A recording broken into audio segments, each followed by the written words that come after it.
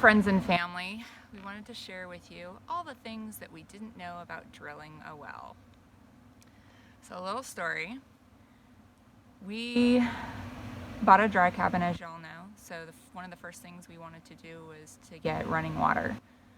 So, we had a well company come out and drill us a well.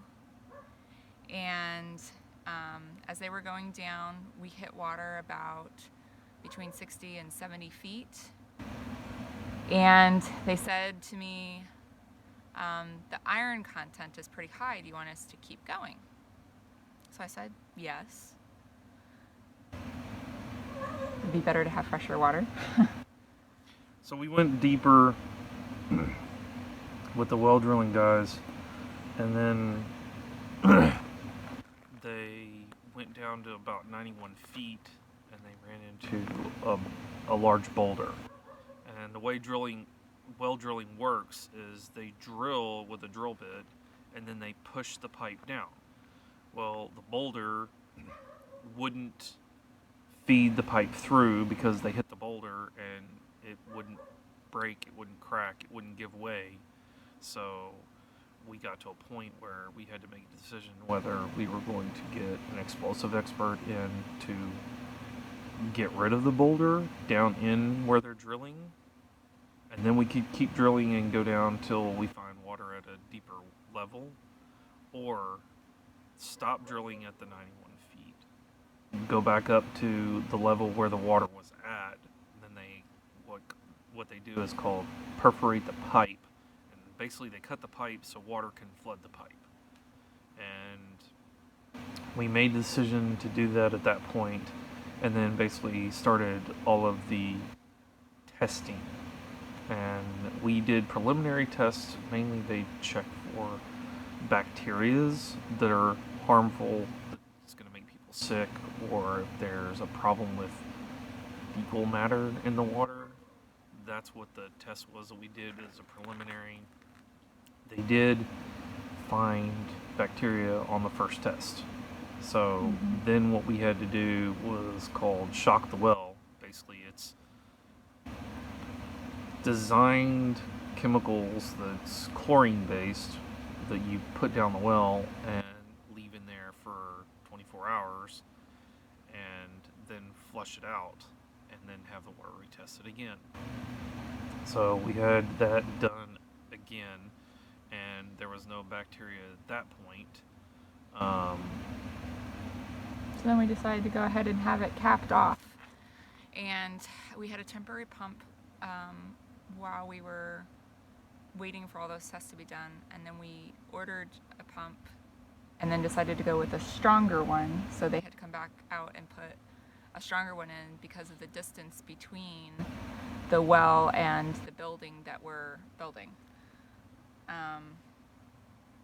So one of the things that I didn't realize personally about well drilling was all the testing that needs to be done and what types of tests that need to be done to know what type of filters to put on your house. Now, talking with some of the neighbors, a lot of them have just like a whole house filter, but since our well tested so high for the iron and iron bacteria, in addition to shocking, we'll have to have some type of chlorination or iron filter on our well pump. So the other thing is I've heard that there is possibility of arsenic in the water around the Matsu Valley.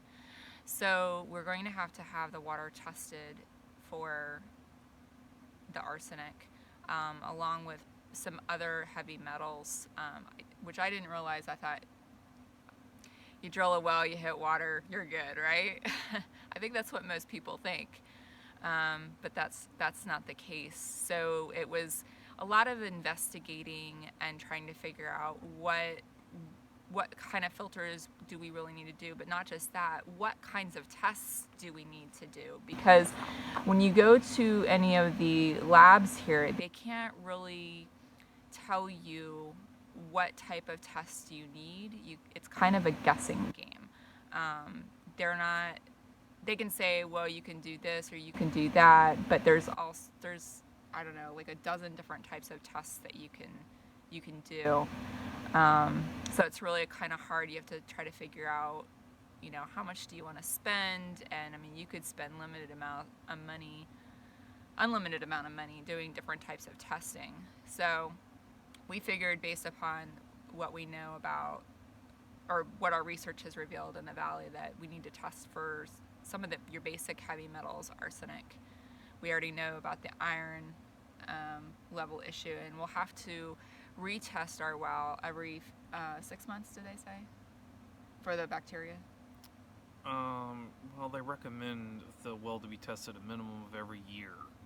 And then, as far as trying to maintain the bacteria levels to keep it lower, they recommend doing a shocking every 6 months, which basically it's just a preventative to make sure that some kind of bacteria hasn't formed because of using the water source that's there. And that's recommendation, which every filter company, every water supplier, every test lab has their own stance on what to do, what not to do, and kind of concerns. Mm-hmm. Our well driller was more concerned about the iron, and if it was too high, then we needed to re-drill in a different place so that we could get to a less high iron content. Because if the iron content is extremely high, even with filtering, you still can get staining and can damage your clothes, and so on and so forth. Actually, drinking iron is not necessarily a concern if it's below a certain amount. It is more what it can do to your clothes and that sort of thing. So for like the first couple of weeks that we had the well drilled, we weren't even able to use the water. And trying to figure out what types of filters that we need in the meantime, we went ahead and ordered a Berkey water filtration system. And you could basically take the nastiest of nasty water and dump it through a Berkey, and it'll filter to give you clean water. So that's why we decided to go with that. We do have some regular iron filters and stuff right now. We did go out and get a camper so that we would have a place to shower and use restroom and that sort of thing. So we have a couple filters hooked up so that we can use basic water for bathing and going to the bathroom, that kind of stuff. And it's just drinking and cooking water that we're primarily concerned with.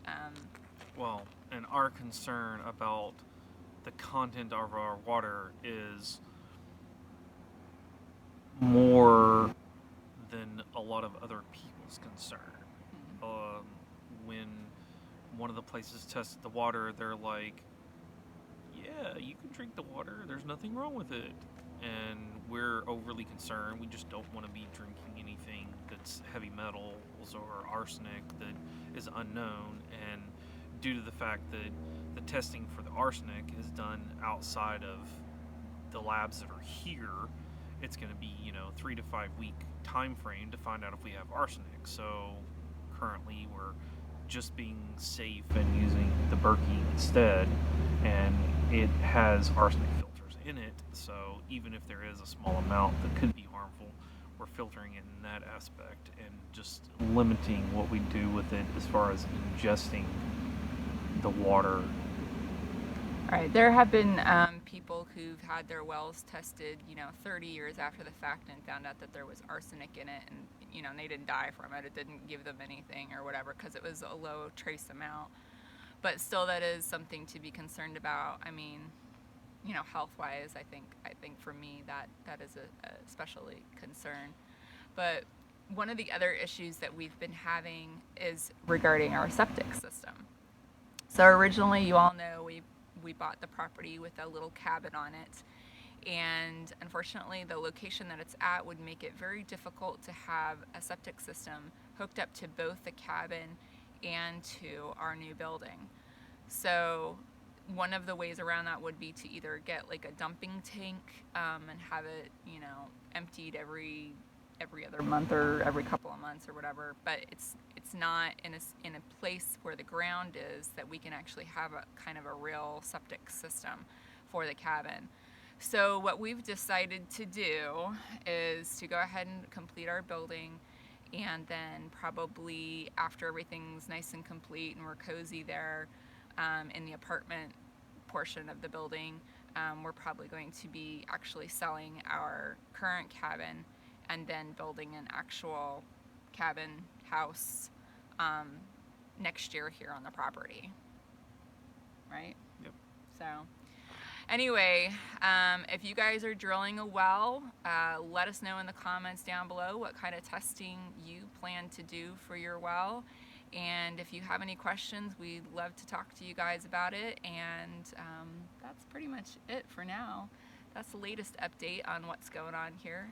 So we'll talk to y'all soon in the next video. Bye.